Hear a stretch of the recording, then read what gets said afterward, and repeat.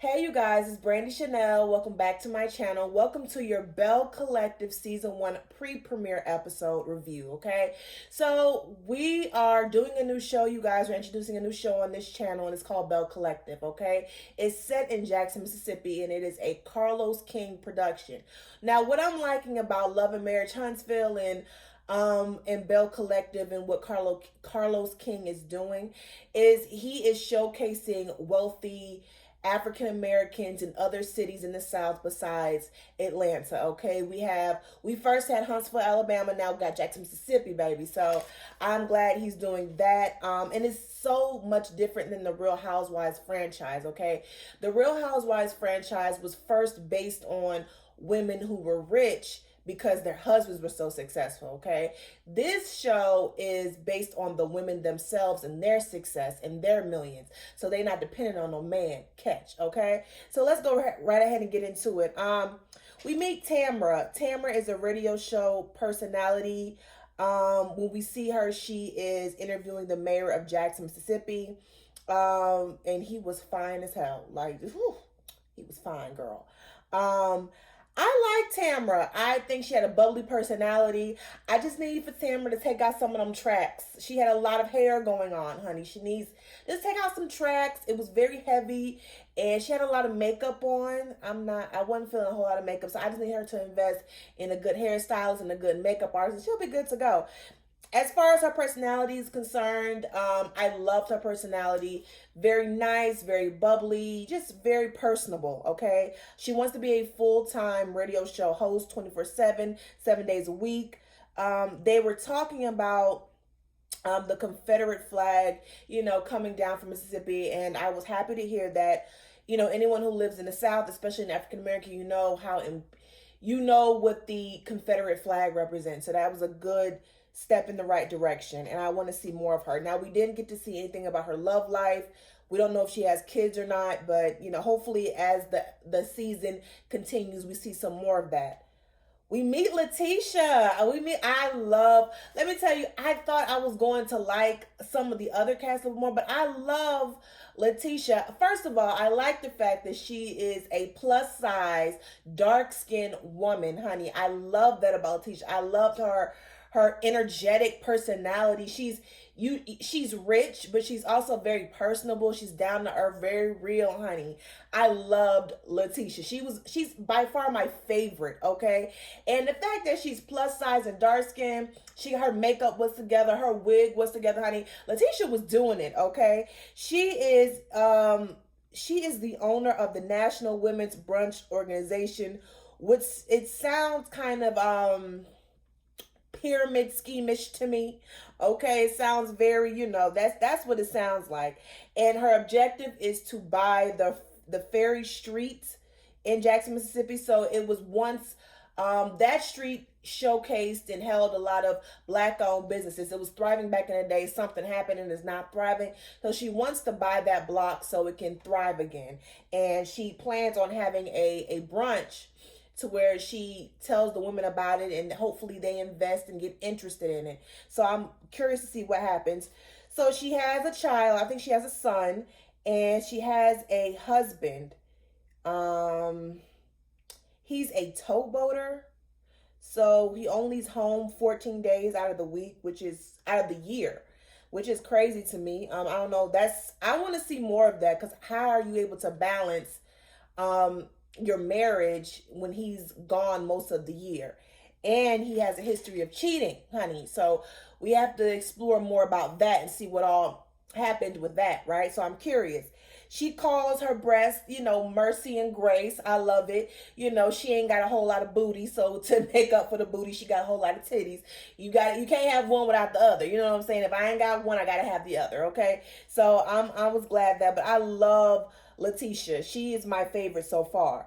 We meet Latrice, honey, and she is the owner of Goddess Links, and it is a popular hair vending machine, company. She has hair vending machines all over the world and all over the mall and everything like that. So When we meet Latrice, she's in her home front for she's in her storefront for her hair company, right? And she has like a salon on the other side, and she her co-workers, her employees are talking about going out, and she's like, well, dang, y'all didn't invite me, I want to go. And one of the guys there, you can obviously tell he was gay. Okay, he was like, well, we didn't think he was gonna come. And she said, well, why do you think I was going to come? She said, because of that. And as he's saying that, her husband walks in. Now, her husband, what is her husband's name? His name is Cliff, okay? But she calls him Daddy, okay? Ugh, oh my gosh. Y'all women, please stop calling your husbands daddy. It's not like, no, we're not calling our husbands daddy. I feel like if you call your husband daddy, it's because you're having daddy issues, okay? So that's why she has married an older man. She may have daddy issues. That may be why she's married to a man 20 years older than she is. I mean, and Cliff is 20 years older than her. So they were having a conversation, and, she was telling him about the brunch. And he had said, her worries were that she's heard that this is a brunch, but some of the women can be very catty and they can be very fake. And then Cliff gonna tell her, you should fit right in. So basically, he was calling her fake. See, this is why you don't have bitches like me on reality television, because I would have cussed his ass out right then and there. Don't give a damn who was there, the cameras, none of that. Okay, bitch, I ain't fake. Your mama fake, and she became fake when she had your fake ass. How about that? Okay, she handled that with such grace and poise, because girl, I couldn't have just sat there and let my husband talk to me any kind of way, especially on TV. You know what I mean? And I feel like a lot of these women, I don't know what is with the Latrices and who else disrespects they I don't know. It's a lot of these reality television husbands be disrespecting their wives on camera, and it just, to me, is a bad look. You know what I mean? So for him to call her fake, he would have got cussed out or punched in the face, one of the two, but something would have happened. Okay, I love Latrice. Looking at her, you would have never guessed who she was married to. I was thinking a basketball player, a football player, a doctor. That's who I envisioned her with, not somebody like him. It looks like, and we didn't get to see what he does for a living. She didn't say what he does for a living, at least I don't think. But from what it looks like she makes more money than he does. So he really should be calling her mama, okay? So he really should be on his P's and Q's and acting right, And he looked like he was fine back in the day, but I don't know. They've been together for 5 years, I want to say, she said. But I didn't like that he, trying to insinuate that she was fake. But I like Latrice. Now, Love and Hip Hop Miami, and some of y'all on Real Housewives of Atlanta, this is how your wigs should look. This is how your wig should look, okay? Call Latrice and tell her how y'all wigs should be looking. Okay, because some of y'all wigs, especially on Love and Hip Hop Miami, be looking a mess. Her wigs were fabulous. Her makeup, fabulous. And I expect her to look like top notch, because she's in the beauty industry. But she was a beautiful woman. I like her so far. She gives me a little bougie, little country bougie, but that's okay. I still like her personality. We meet Marie, okay? Marie is the owner of mental health facilities that she's opened up with her best friend, and their goal is to open up more facilities throughout the country. And she made it be known, honey, she is the first Black woman to have a mental health facility in Jackson, Mississippi. So, congrats to her. She's a wife, she's a mother, and she's a grandmother. And we didn't hear too much about her husband. We do know she's married, but we didn't hear too much about her husband. Let me see here. She's working on her PhD, and then she'll be Dr. Marie, whatever her last name is. I can't remember her last name. But, I love to see it. I love to see some Black women in the medical profession. And she says she is the first Black woman to have a medical facility. So a facility for mental health for children, for everybody. And she plans on expanding her business to help those of substance abuse problems. And that was inspired by her mother, who had a substance abuse problem. And she mentions that she doesn't understand why her mother chose her substance abuse over her children, which to me is kind of funny that she don't know that because she's in the mental health profession. So I don't understand how she doesn't know that, but I don't know. So yeah, hope to see more of her. I'm still iffy on Miss Marie, and we're gonna talk about Miss Marie later on. I'm iffy about her, but we'll talk about her later. We meet Miss Antoinette, Miss Bubbly, Miss Beautiful Antoinette. She is a dentist. She's divorced from a white man. I want to see what her white husband looked like. I want to see what he looked like because that contractor she was trying to talk to was fine as hell. So I want to see what her husband looked like. He looked like he had like a beard, probably like a John B or something. That's who I see her with. She explained the difficulties of dating outside her race in Jackson, Mississippi. I can definitely see that. You don't see dating outside your race, especially a black woman with a white man. You don't see that in the South, especially the deep South, like where I'm from, Alabama, Mississippi, Georgia. You don't see that a whole lot. You may see some black men with some white women. You may see that, but you ain't gonna see a whole lot of black women with white men.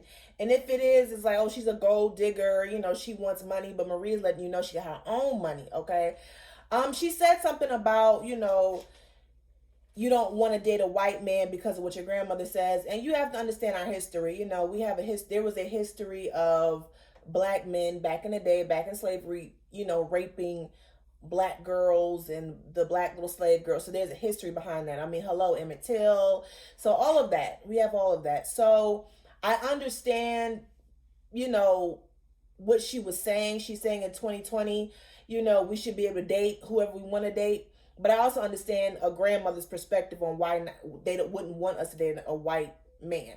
However, black men date outside their race all the time. I feel like as black women, the reason why we are least likely to marry is because we are still waiting on black men. And I think we should explore our options. We should go through other races, not just white, Asian, Puerto Rican, and other races besides black men, because black men are not waiting on us. They actually prefer either a lighter skin or white, or they're spicy Latina. So I don't see the harm in us dating outside our race.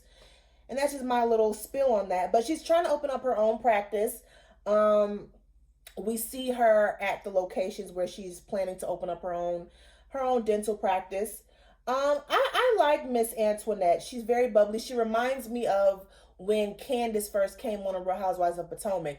I just need her to pull her wig down just a little bit. Just I can see where the part is starting to come, or where the part is beginning. So I just need her to just pull the wig down just a little bit. It's too far back. Just a little bit, okay? That's all I need from her. But she is a beautiful girl, very bubbly. She's from Michigan. She's very close with her father. And I hope we explore more of her dating throughout the season. So I do like her. So Miss Tamara and Letitia meet up, talk about the brunch. Tamara is not going to be there. Usually she's hosting it, but she's not going to be there. They get into Tamara's love life, okay? But, she says she ain't been single since the 8th grade. Okay, so I'm interested. I'm interested in seeing what's going on Miss Tamara in her love life. Antoinette meets up with Latrice to shop for a car. She say this is her divorce Porsche or whatever the case may be. And she meets up with Latrice, okay? So her and Latrice discuss the brunch. And, Antoinette and Latrice seem like the Robin and the Giselle of the bunch. Not as far as messiness, as far as their closeness. They already know each other. They already have a bond, okay, prior to the show. So I want to see how their friendship develops. Towards the end of the episode, it looks like, Antoinette follows behind Latrice, and I hope that is not what it is. I hope she's able to, kind of get out on her own and make up her own mind without Latrice. But, it seems like they're best friends, and, they was discussing some things, discussing Antoinette's love life, and, discussing about them going to the brunch. So, that we'll explore more of that throughout the season. The day of the brunch, we see the ladies getting ready. We see Marie getting ready. And she talks about, so Marie bought some hair from Goddess Links, okay? And she got the hair that she bought, she went and got a unit made, okay? And she's combing it, trying to curl it. It's not curling because she said it has synthetic fibers on it. Now, for those of us who have bought hair, okay, who has went to a store or anything to buy some hair, or anywhere to go buy some hair, even the little vending machines that Goddess Lynn has, that Latrice business, them little vending machines. Did you feel the hair before you bought it? So to me, it's like, girl, are you putting on for the show? So I don't know. I don't know about that. I felt like she was kind of putting on for the show, or she was over exaggerating, or if it was, I wonder if she was there when the unit was made, or she just dropped the hair off, told whoever to, here's the unit, just buy, here's the hair, just make me a unit. She left, she came back, and she picked it up. Because I mean, it could be a possibility that the person who did the unit could have switched out the hair, honey. It could be one of those situations. So she was talking about how bad the hair was, and it was synthetic fibers, it can't hold a curl, and it was $600, and this, that, and the third. And for $600, it need to be flowing, it needs to be silky, it need to be nice, it need to be doing all of this and that. Honestly, I like Marie's short hair. I think she probably want to do something different. And, it's a wig is a protective style. However, I don't think. I wonder if she put the wig on herself. I wonder if that's what it is. She should have had the same person who did the unit should have installed the unit, really. But that's just my opinion. She plans on telling Latrice about it during the brunch. Girl, it is not the right time to be telling this woman about her business in front of people at a brunch. It's not the time for that. So we're going to get more into it. So they're at the brunch, and Antoinette and Latrice walks in. Now, this is a Southern Belle themed brunch, okay? And Antoinette neither her or Latrice was really dressed for the theme. It was more like, I don't know, it was like she had on some little glittery dress, and, Latrice looked like she was going to a business meeting. Like she was just, I don't know, neither one of the outfits were Southern Belle. They didn't scream Southern Belle. Then that damn Marie wasn't even Southern Belle. She was Little House on the Prairie, honey. She looked at a mess. She was Miss Bo Peep. Latrice called her Miss Bo Peep a little later on, but she looked at a mess. And I think the intent was for all the intention to be on her. And to me, if you're my friend, you're coming to my brunch, you're supposed to be there to support me, not to have all the attention on you, okay? And I did not like her outfit at all. I did not like the hair. I didn't like the hat. It was just too much. Like, it would have been a nice little dress, little sundress or whatever, with a nice little hat, a little garden hat or something. What they had on, she had on too much, honey. So they're there, and Letitia walks in. They do this little mirror, little activities, affirmations to themselves looking in the mirror. And Latrice wasn't really feeling it because she was like, I already know I'm beautiful. I don't need to tell myself that. And she basically saying like, do you really believe that yourself? I think she was just being a little tad bit negative, it's a reminder of us, to when we look in the mirror, to make sure that we know that we're confident in each other. So I think that's what Letitia was trying to do. I think she tried to turn into something negative. So Miss Latrice, honey, Miss Marie, sweetheart, she goes in on Latrice about the hair that she bought, and she basically told her, this is, I bought this hair from you and it has synthetic fibers, it's not good quality.